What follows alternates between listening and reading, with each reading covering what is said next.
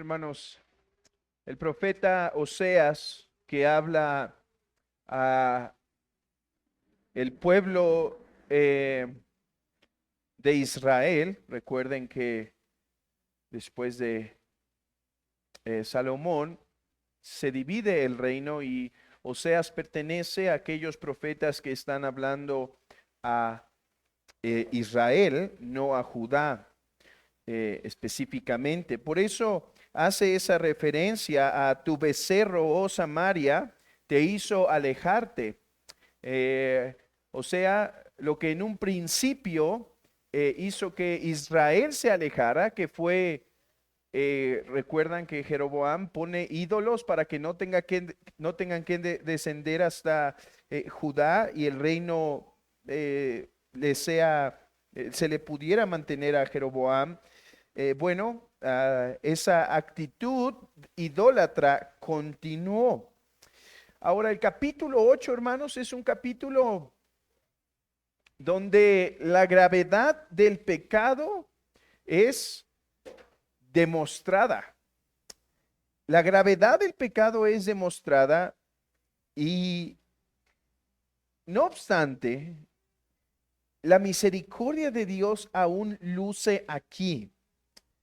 Hermanos, este capítulo nos muestra el pecado de Israel, nos muestra el pecado de Adán, nos muestra en qué consiste el pecado de los hombres, pero también nos muestra la maldad del pecado que todavía como cristianos podemos cometer. Jehová le dice a Oseas: pon trompeta, pon tu boca como trompeta, porque ahora vas a denunciar las maldades de Israel. Porque va a venir un juicio y ellos van a decir: nosotros te conocimos. Dios mío, esto me recuerda a Mateo 7. Señor, Señor, ¿no profetizamos en tu nombre y en tu nombre hicimos muchos milagros? Bueno, algo así iba a venir sobre Israel. Iba a venir un juicio y en el día del juicio iban a clamar: Dios mío, te hemos conocido. Pero la respuesta del Señor iba a ser: no, ustedes se han levantado ídolos falsos.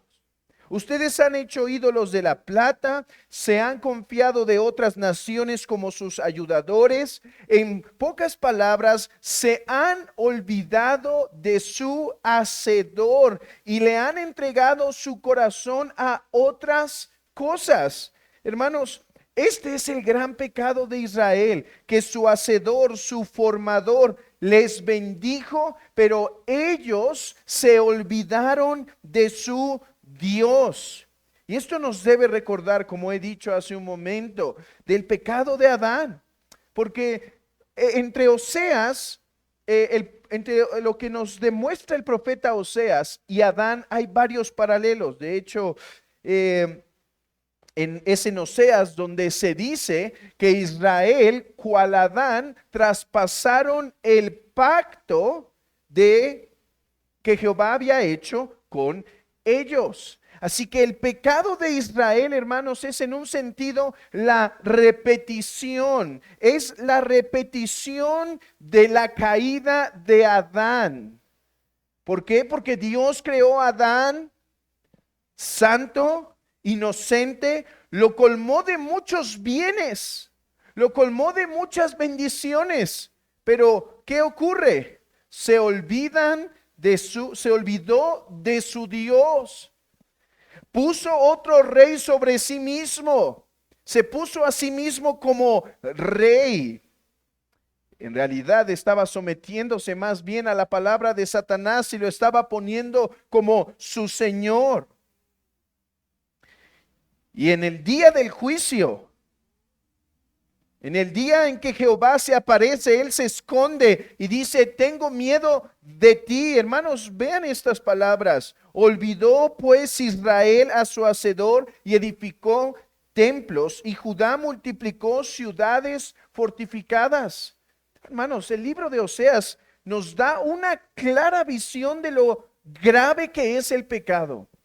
Aquí está Dios creando a Adán, aquí está Dios creando a Israel, dándole forma para que Israel fuera su esposa con la cual él iba a tener comunión. Jehová descendía con Israel para bendecirlo, pero ahora Israel decía, ¿sabes qué? Creador mío, hacedor mío, marido mío, tú ya no vas a ser... tú ya no vas a tener el lugar de mi corazón, me voy a postrar ante otros dioses. Y hermanos, esta ha sido la condición de la humanidad desde entonces. Recordemos, hermanos, de dónde nos sacó el Señor a nosotros. No vivimos toda una vida para satisfacer nuestros deseos, poniendo como reyes y como soberanos a otros en lugar de nuestro Creador. Es más, me pregunto si hay alguien aquí que todavía está en esa condición, que puede decir, no, yo creo estar bien con Dios. Un montón de personas piensan que están bien con Dios, pero no vaya a ser que en el día del juicio les pase algo semejante a Israel, donde dicen, Dios mío, en ti hemos confiado, y Él diga, yo no los conozco. Ustedes han hecho dioses a la plata, al oro, a las naciones, a los placeres, y se han olvidado de mi ley. Déjame preguntarte eso, querido amigo. El Señor ha revelado su santa ley y dice aquí, les escribí la grandeza de mi ley y fueron tenidos por cosa extraña.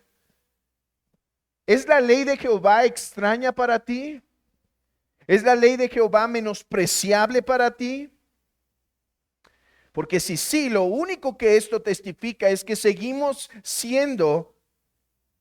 caminando en los mismos pasos de Adán, en los mismos pasos de Israel. Seguimos ignorando a nuestro Hacedor.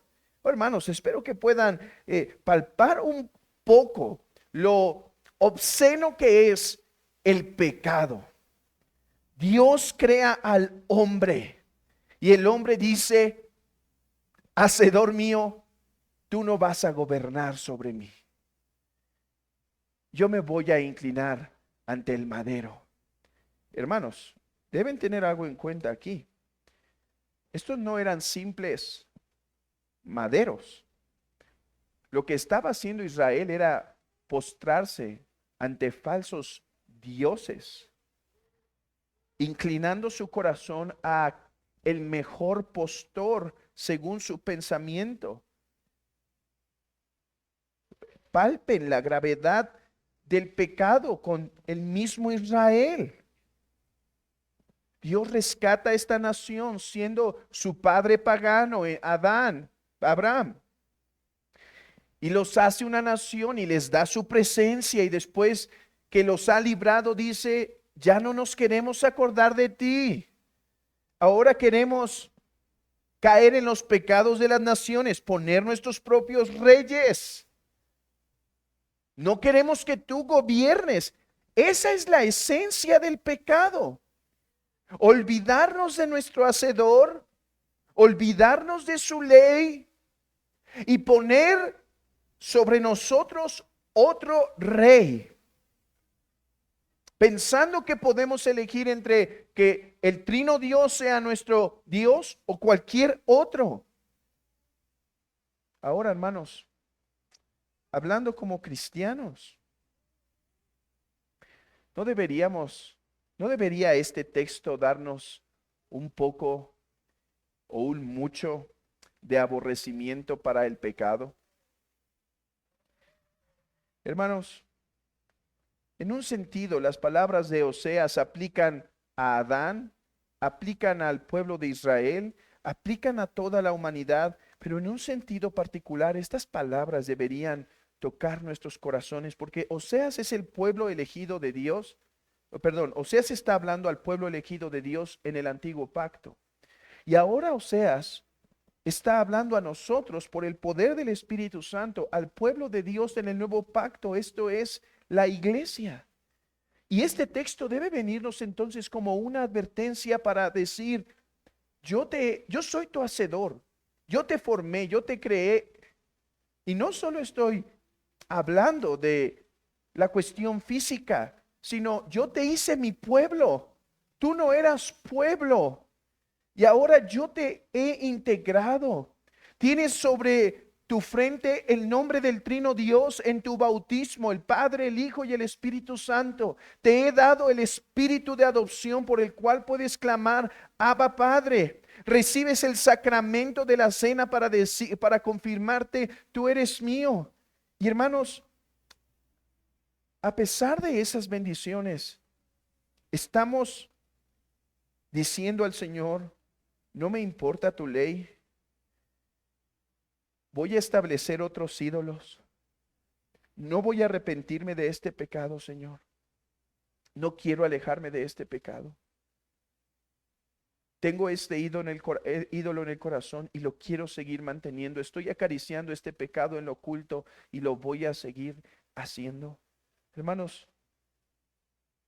nos debe espantar leer Oseas 8 a la luz del pecado de Israel, pero nos debe espantar más leerlo a la luz de las bendiciones del nuevo pacto. Hermanos, hemos sido adoptados y hechos pueblo de Dios. Aborrezcamos el pecado que ofende al Señor. Me fue difícil encontrar en este pasaje una forma de llevarlo al Señor Jesucristo. Porque, hermanos, si ustedes lo leyeron, es juicio tras juicio, tras juicio, tras juicio.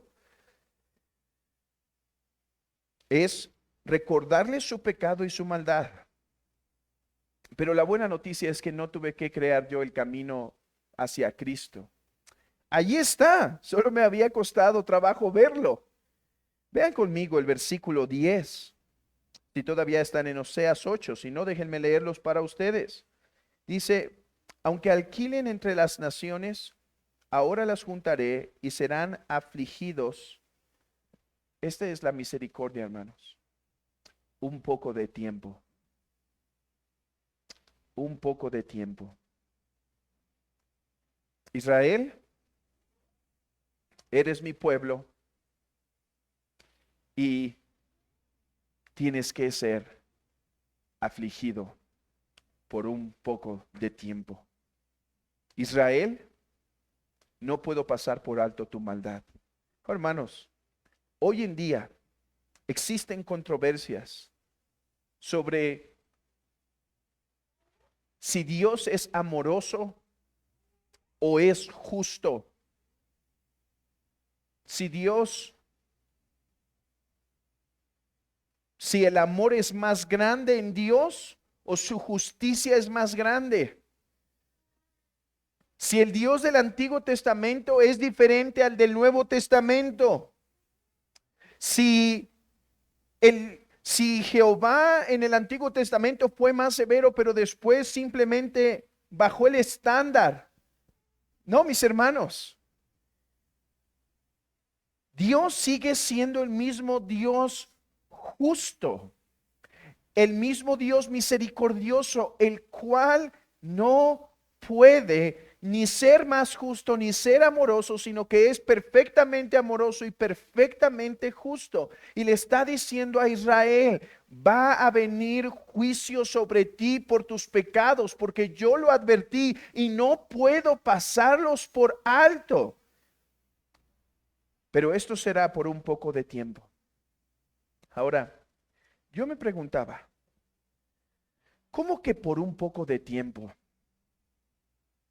Hermanos, sus pecados y mis pecados no merecen un poco de tiempo de castigo. Sus pecados y mis pecados no merecen un poco de tiempo de castigo. Yo creo que esta es la forma en la cual Oseas anuncia al futuro Mesías. ¿Cómo? Porque, hermanos, si vemos Oseas capítulo 8 como una declaración de lo que Cristo tendría que sufrir por ser el sustituto de los pecadores. El Mesías escuchó, Jesús, el Verbo eterno encarnado, tendrás que sufrir aflicción porque tu pueblo se olvidó de mi ley, porque tu pueblo se olvidó de su hacedor. Tendrás que recibir castigo. Tú inocente, tú santo, por un poco de tiempo para poder liberar a tu pueblo. Esa es la única razón por la cual, hermanos, nosotros podemos ser libertados, no porque nuestros pecados son de pequeño valor, no porque nuestros pecados no son tan grandes, no son tan importantes, no, sino porque Jesús se puso en la cruz como si Él fuera el culpable, como si Él fuera el pecador, cuando Él era inocente y santo, y recibió el juicio que se está advirtiendo aquí, lo recibió de la mano del Padre por un poco de tiempo, y por esa razón es que nosotros somos libertados. Hermanos, aborrezcamos doblemente entonces nuestro pecado. Luchemos contra ellos. En primer lugar, por lo que es en su esencia, es ir en contra de la ley de Jehová, pero no solo en contra de una ley que está escrita, es ir en contra del mismo Jehová y decir a nuestro Hacedor, tú no nos interesas. Pero en segundo lugar, es pecar contra la gracia, contra aquel que vino a liberarnos de nuestros pecados con ese tiempo por el cual Él sufrió en la cruz para librarnos de nuestros pecados. Hermanos, Israel y nosotros debíamos sufrir no por un poco de tiempo, sino por toda la eternidad. Pero debido a que aquel que sufrió en la cruz es verdadero Dios de verdadero Dios, el juicio fue por un poco de tiempo, porque con su preciosa sangre, esa sangre que era derramada en la cruz, no era la de cualquiera, era la sangre de Jehová. Aquel que sufría era el impasible Dios, el Dios insufrible, sufriendo por nosotros en la carne. Aquella sangre, aquel dolor, aquel sacrificio, no era el de cualquiera, sino el de Jesucristo, el eterno Verbo por nosotros. Por eso fue por un poco de tiempo. Por eso podemos leer esto y decir, sí, fue por un poco de tiempo afligido nuestro Señor, aunque nosotros merecíamos una aflicción perpetua. Por eso es que los hombres nunca van a satisfacer en el infierno la ira de Dios, porque hemos pecado contra un Dios infinito que merece un pago infinito, y ese solo lo pudo dar con un poco de tiempo nuestro Señor Jesucristo. 33 años de obediencia y unas horas en la cruz. Ese poco de tiempo fue con el cual Él pagó por nuestros pecados. Alabemos a nuestro Señor por su salvación. Puestos de pie, continuemos cantando a nuestro Dios.